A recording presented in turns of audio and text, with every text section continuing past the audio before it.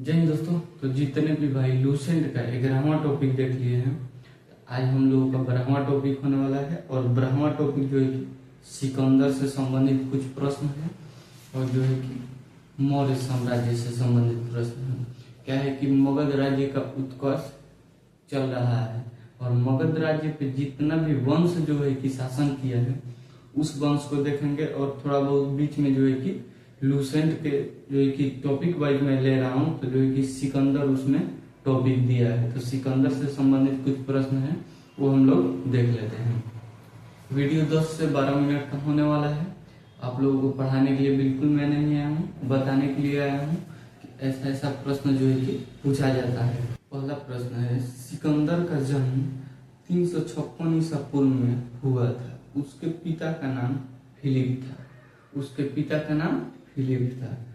Philip 359 ईसा पूर्व में मकदूनिया का शासक बना और 329 ईसा पूर्व में इसकी हत्या कर दी गई। मतलब इसके पिताजी जो थे वो जो है कि 359 ईसा पूर्व में मकदूनिया के शासक बने और कुछ समय बाद जो है कि 329 ईसा पूर्व में उसके पिताजी को हत्या कर दिया गया।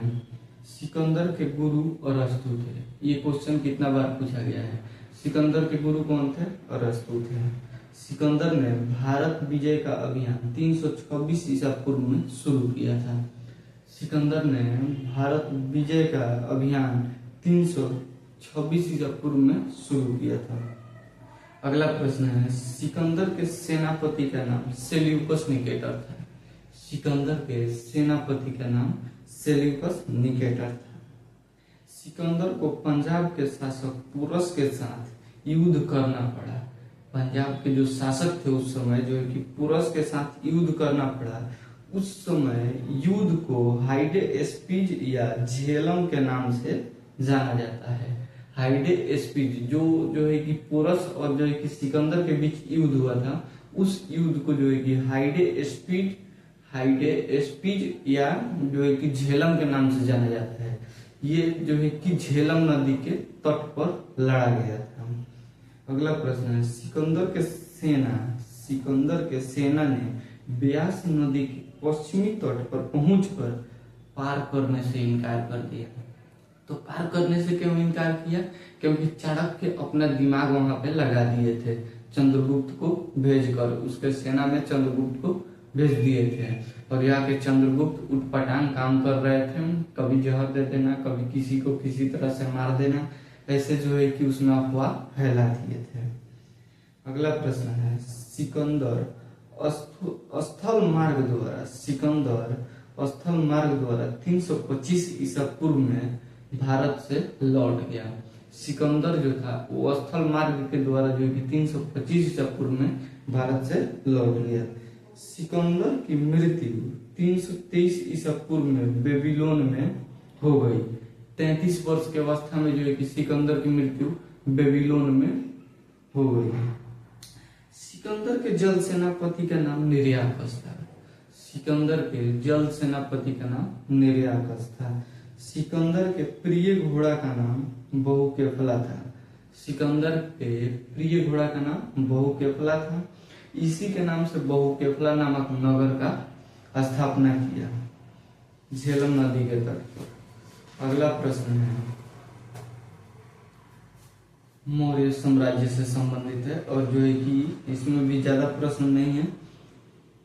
मौर्य वंश के संस्थापक चंद्रगुप्त मौर्य थे। मौर्य वंश के संस्थापक कौन थे?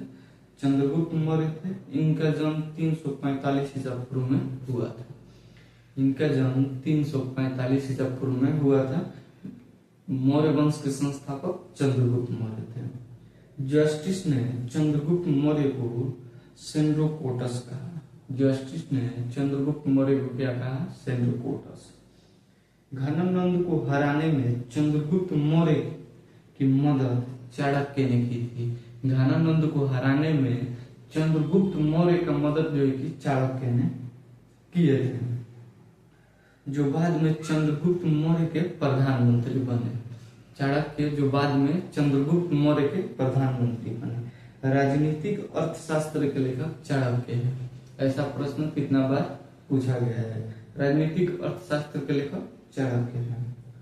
चंद्रगुप्त मुगल की गद्दी पर 322 ईसा पूर्व में बैठा था। चंद्रगुप्त जो था वो जो है कि मुगल की गद्दी पर 322 ईसा पूर्व में बैठा था। अगला प्रश्न है, चंद्रगुप्त जैन धर्म का अनुयायी था। चंद्रगुप्त किस धर्म का अनुयायी था? तो जैन धर्म का अनुयायी था। चंद्रगुप्त अपना अंतिम समय कर्नाटक के श्रवणबेलगोला में बिताया था। चंद्रगुप्त अपना अंतिम समय जो है कि कर्नाटक के श्रवणबेलगोला में बिताया था। चंद्रगुप्त ने 305 ईसा पूर्व में सेल्यूकस निकेटर को हराया था। चंद्रगुप्त ने 305 ईसा पूर्व में जो है कि सेल्यूकस निकेटर को हराया था। अगला प्रश्न है, सेल्यूकस निकेटर अपनी पुत्री कार्नेलिया की शादी चंद्रगुप्त मौर्य से कर दिया। कार्नेलिया की शादी चंद्रगुप्त मौर्य से कर दिया। कौन कर दिया? Seleucus Nicator. सेल्यूकस निकेटर की पुत्री का नाम कार्नेलिया था। अगला प्रश्न है, युद्ध की संधि के स्रोतों के अनुसार, युद्ध के संधि के स्रोतों के अनुसार दहेज में चंद्रगुप्त को 4 प्रांत मिला था। जब शादी हुआ कार्नेलिया से तो युद्ध के संधि मतलब युद्ध में जो है कि संधि भी किया गया था कि मतलब शादी भी होगा, उसके साथ साथ जो है कि ये चीज दिया जाएगा अगर शादी होगा तो दहेज में उसको 4 प्रांत मिला था। और जो है कि काबुल, कंधार, हेरात और मकरान, ये जो है कि 4 प्रांत जो है कि चंद्रगुप्त मौर्य को दिया गया था। मेगास्थानी सेल्यूकस निकेटर का राजदूत था। मेगास्थानी सेल्यूकस निकेटर का राजदूत था।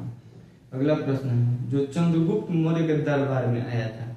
मेगास्थानी किसके दरबार में आया था? तो चंद्रगुप्त मौर्य के दरबार में। ये प्रश्न कितना बार पूछा गया है। इंडिका पुस्तक के लेखक मेगास्थानीज है। इंडिका पुस्तक के लेखक मेगास्थानीज है। अगला प्रश्न है, चंद्रगुप्त मौर्य और सेल्यूकस के बीच हुए युद्ध का वर्णन एपियानस ने किया था। मतलब बोल रहा है कि चंद्रगुप्त मौर्य और सेल्यूकस के बीच जो युद्ध हुआ था उसका वर्णन जो है कि एपियानस ने किया था। उसका वर्णन एपियानस ने किया था। प्लूटार्क के अनुसार चंद्रगुप्त मौर्य ने सेल्यूकस को 500 हाथी दिया था।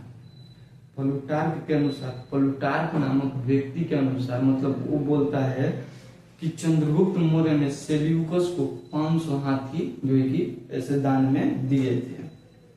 दान में क्या, जब वो संबंध हो गया तो भाई ले जाओ अपना जो है कि देखो।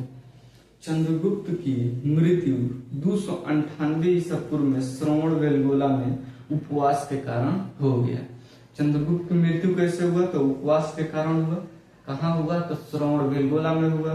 कब हुआ? तो 298 ईसा पूर्व में हुआ। ये जो है कि लूसेंट से संबंधित कुछ प्रश्न था जो मैं आप लोगों को बताया, और टॉपिक वाइज जो है कि हम प्रश्न लेकर आ रहे हैं। ऐसे प्रश्न के लिए हमारे चैनल को सब्सक्राइब जरूर कीजिएगा। इस वीडियो को ज्यादा से शेयर कीजिएगा। मिलेंगे नेक्स्ट वीडियो में, तब तक के लिए जय हिंद।